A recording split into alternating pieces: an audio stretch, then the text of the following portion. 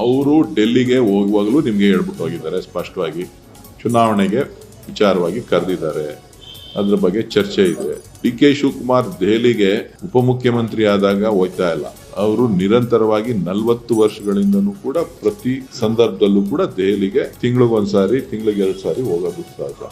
ಈಗ ಅವ್ರ ಪಕ್ಷದ ಅಧ್ಯಕ್ಷರು ಕೂಡ, ಉಪಮುಖ್ಯಮಂತ್ರಿಗಳು ಕೂಡ, ಸರ್ಕಾರದ ಕೆಲಸನೂ ಕೂಡ ಇರ್ತದೆ. ಅವ್ರೇನಾದ್ರು ಬೆಂಗಳೂರು ಡೆಲ್ಲಿಲಿ ಇತ್ತು ಅಂತ ಅಂದ್ರೆ ಕೆಲವು ನಾಯಕರುಗಳ ರಾಜಕೀಯವಾಗಿ ಅಲ್ಲದೇ ಇದ್ರೂ ಕೂಡ ಒಂದಷ್ಟು ಕೌಶಲಾಪರ ವಿಚಾರ ಚರ್ಚೆ ಮಾಡ್ಲಿಕ್ಕೂ ಕೂಡ ಅವರು ಭೇಟಿ ಮಾಡ್ತಾರೆ ಅವಕಾಶ ಸಿಕ್ಕಿದ್ರೆ. ಇಲ್ಲ ಅಂತ ಅಂದ್ರೆ ಕೆಲವು ಮಂತ್ರಿಗಳನ್ನ ರಾಜ್ಯದ ಇಲಾಖೆಯ ಅಭಿವೃದ್ಧಿಗೆ ಸಂಬಂಧಪಟ್ಟಂತೆ, ಇಲಾಖೆ ವಿಚಾರಗಳಿಗೆ ಸಂಬಂಧಪಟ್ಟಂತೆ ಲೋಕಸಭೆ ನಡೀತಾ ಇದೆ.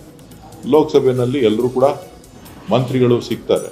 ಸಿಗುವಂತ ಸಂದರ್ಭದಲ್ಲಿ ಅವ್ರ ಹತ್ರನೂ ಕೂಡ ಅನೇಕ ವಿಚಾರ, ರಾಜ್ಯದ ಅಭಿವೃದ್ಧಿಗೆ ಸಂಬಂಧಪಟ್ಟಂತೆ ಫಾಲೋ ಅಪ್, ನಮ್ಮ ಮೇಕೆದಾಟು ಇರ್ಬೋದು, ಭದ್ರಾ ಇರ್ಬೋದು, ಬೆಂಗಳೂರು ಸಂಬಂಧಪಟ್ಟಂತೆ ಇರ್ಬೋದು, ಕೆಲವು ವಿಚಾರಗಳನ್ನ ಅಪಾಯಿಂಟ್ಮೆಂಟ್ ಸಿಕ್ತು ಅಂತಂದ್ರೆ ಮಂತ್ರಿಗಳನ್ನು ಕೂಡ ಭೇಟಿ ಮಾಡ್ತಾರೆ. ಇದು ಶಿವಕುಮಾರ್ ಅವರಿಗೆ ಹೊಸದಲ್ಲ, ದೆಹಲಿ ಪ್ರವಾಸಿಗಳು ಹೊಸದಲ್ಲ. ಇವತ್ತು ನನಗೆ ಭರವಸೆ ಇದೆ, ನಿಧಾನ ಆದ್ರೂ ಕೂಡ ಕೊಟ್ಟ ಮಾತನ್ನ ಉಳಿಸ್ಕೊಳ್ತಾರೆ ಅಂತಕ್ಕಂಥ ಭರವಸೆ ನನಗಿದೆ.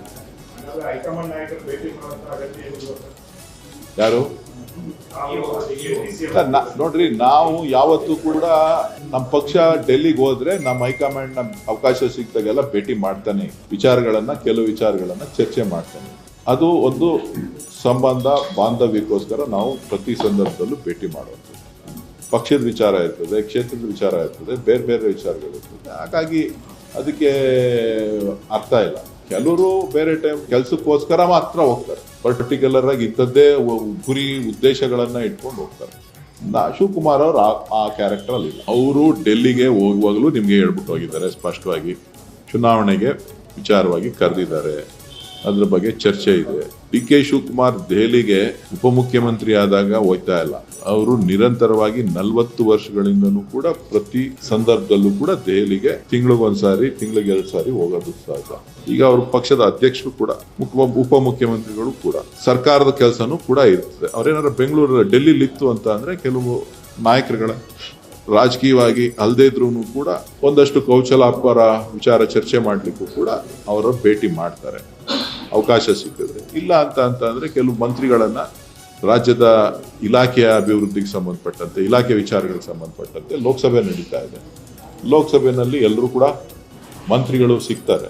ಸಿಗುವಂತ ಸಂದರ್ಭದಲ್ಲಿ ಅವ್ರ ಹತ್ರನೂ ಕೂಡ ಅನೇಕ ವಿಚಾರ, ರಾಜ್ಯದ ಅಭಿವೃದ್ಧಿಗೆ ಸಂಬಂಧಪಟ್ಟಂತೆ ಫಾಲೋ ಅಪ್, ನಮ್ಮ ಮೇಕೆದಾಟು ಇರ್ಬೋದು, ಭದ್ರಾ ಇರ್ಬೋದು, ಬೆಂಗಳೂರು ಸಂಬಂಧಪಟ್ಟಂತೆ ಇರ್ಬೋದು, ಕೆಲವು ವಿಚಾರಗಳನ್ನ ಅಪಾಯಿಂಟ್ಮೆಂಟ್ ಸಿಕ್ತು ಅಂತಂದ್ರೆ ಮಂತ್ರಿಗಳನ್ನು ಕೂಡ ಭೇಟಿ ಮಾಡ್ತಾರೆ. ಇದು ಶಿವಕುಮಾರ್ ಅವರಿಗೆ ಹೊಸದಲ್ಲ, ದೆಹಲಿ ಪ್ರವಾಸಿಗಳು ಹೊಸದಲ್ಲ. ಇವತ್ತು ನನಗೆ ಭರವಸೆ ಇದೆ, ನಿಧಾನ ಆದ್ರೂ ಕೂಡ ಕೊಟ್ಟ ಮಾತನ್ನ ಉಳಿಸ್ಕೊಳ್ತಾರೆ ಅಂತಕ್ಕಂಥ ಭರವಸೆ ನನಗಿದೆ. ಯಾರು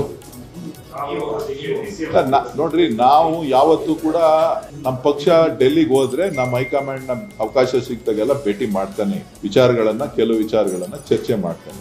ಅದು ಒಂದು ಸಂಬಂಧ, ಬಾಂಧವ್ಯಕ್ಕೋಸ್ಕರ ನಾವು ಪ್ರತಿ ಸಂದರ್ಭದಲ್ಲೂ ಭೇಟಿ ಮಾಡುವಂಥದ್ದು.